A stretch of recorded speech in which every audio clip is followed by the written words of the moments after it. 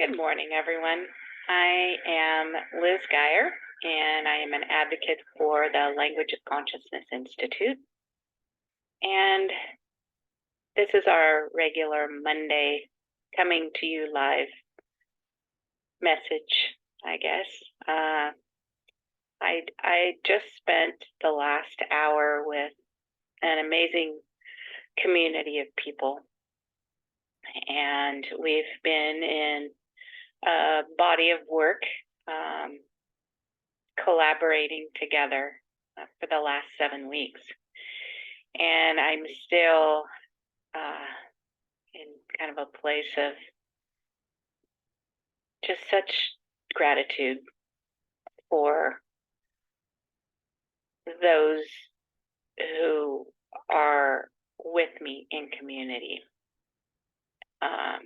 This amazing group of people, some I've never met.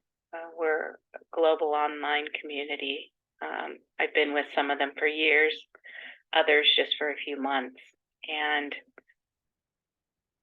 I got the message a few months ago to gather a group of people together to do some work. And for me, I see the importance of gathering right now. And that's my main message. I follow several practitioners online whom I trust, and I'm following the astrology right now. And that's the main message, is gathering together, strength in numbers. I got a little message this last week of many hands make light work. When I was in 3rd grade, I learned a lot of these sayings, and that was one of my favorites. Many hands make light work. And it's true. When we gather together and work together on a project, even if we cook together or garden together. In this case, with this group of people, we were doing a piece of writing together. The work isn't all on one brain or on one person's shoulders. It's on many people's shoulders, and it does lighten the load and create such fun in gathering together. There's more creativity. There's just this camaraderie, we have your back kind of attitude. It's been such a rewarding few months, actually, because before this 7-week body of work we did, we worked also with the field of Tantramat and with Tantramat on another 7-week body of work. And it just, in my language, I use this kind of work as a compass point to keep my being, my spirit, and my body focused, focused on that true north. And so that's what I really want to bring to the table this morning, to have a conversation with me, myself, and I, that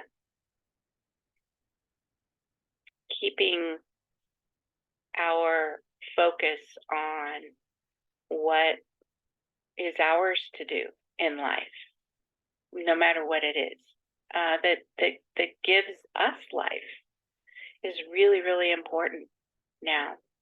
And if we get off the track, such as we do, I get caught up in the daily happenings of the world, but knowing that I have these projects to keep my line of sight moving in the direction that I want to go in, which is to create new ways of being that give us life.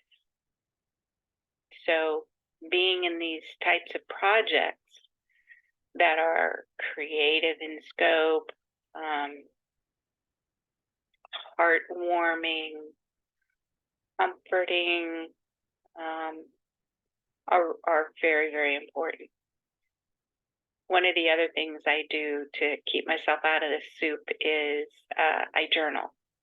And I haven't brought that into this mix yet, but I do a lot of creative journaling. And it just gives me such happiness to work with paper. I know for a lot of people, the thought of keeping a journal is not fun. But for me, I bring art into that, and creating with paper, with language, with the wording that I use, and chronicling life gives me life. So that's one of my go-tos. So I'll put on a great movie, a light-hearted, warm movie, and do some journaling. And that's one of the activities that's keeping me out of the soup. Another one is literally making soup. So cooking. For some of you, it might be reading a good book. There are lots of people on YouTube now that are sharing holiday reads. I know there's a gal that I watch who went into books to read for the fall season. I'm hoping someone will come in January and say, okay, it's for some of us in this hemisphere, in the northern hemisphere, it's our winter time. So I'm wondering if somebody will come on and talk about great books to read in January when everything's cold and quiet. So one, gathering in community together. This is the season for that. A lot of us are doing that with our families and friends. That's important. That's keeping our thoughts and our actions on what gives us life, and keeps us on that trajectory of what gives us life, because it's really, really important for moving forward. So gathering together, cooking, baking, sewing, gardening, even though it's cold, we have leaves out on our patio that we need to handle, and our plants still need care. Exercising, walking. I'm really enjoying now. Our trees have finally shed the leaves, and it's a whole new landscape out there. And breathing that amazing fresh air is very enlivening and helps greatly. So exercising, any kind of exercise, helps to keep us moving forward. What else? I think I said sewing. Some of us like to sew. I know a young man who wants to learn to knit. This is a middle school young man who wants to learn to knit. Some of us knit. Some of us crochet. Some of us do embroidery. All of these kinds of activities help to keep us, again, moving forward in the field of Tantramot. We say life-enhancing ways. And I can't stress enough, I really got the message from an astrological practitioner that there are going to be moments, especially with this next full moon coming up, and the solstice especially. it's going to be pretty powerful. And the solstice happens on the 21st, so on Wednesday. So just continuing to keep ourselves moving forward, being with that which comforts us, which gives us life. I'm looking at this sweet dog outside who's just puttering, just puttering along. So anything you can think to do that helps lift your spirits is really important. And knowing that job of keeping our spirits lifted is super important. We think, oh, they're just saying that. That's not really going to happen. But no, I really feel that this solstice will usher in, again, new energies for us to be with, and happier ways of living for us all. And keeping on that trajectory is really, really important. Keep your compass to true north. And if you get off the track, move into something, music. That for me really can bring me out of a sad mood. But also, if we are feeling sad or angry or depressed or anxious, to just pay attention to it and give it a place. Because that's really important.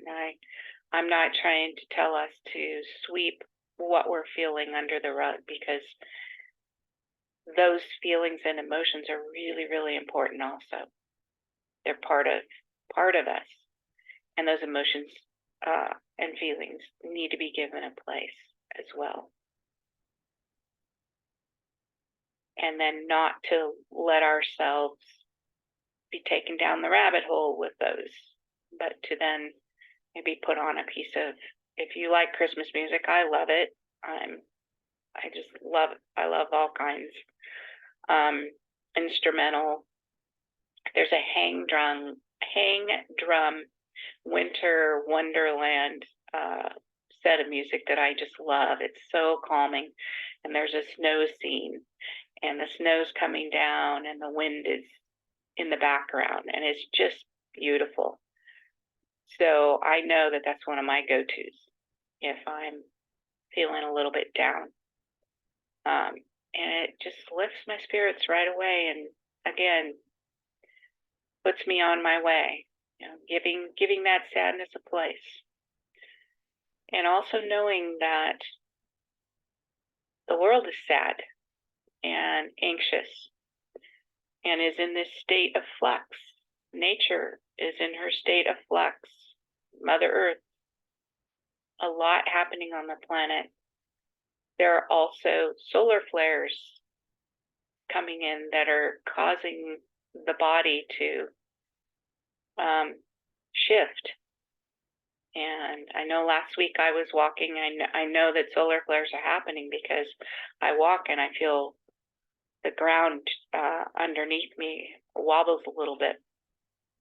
And so I know that that's when solar flares are happening, and they do impact us. So it's not all about us. There are many things happening all around us. And so I pray that you all have a wonderful holiday season, that you surround yourself with those you love. If you have animals, surrounding yourself with your animals and their loyalty. The beauty of the season, looking at the lights outside, walking in nature, creating wonderful aromas in the kitchen. Put some cinnamon in a bowl on the stove. I love to do that, and let it simmer. If you have nothing else, cinnamon sticks, cinnamon. I like to take the pumpkin pie spices and put that in, and it really helps us to, feel comfort at this time. So take precious care, everyone. Let's keep our spirit lifted and knowing that our thoughts matter, and continue to dream of what we want to see happen. Have a wonderful holiday season, and we'll talk again here soon. Take care.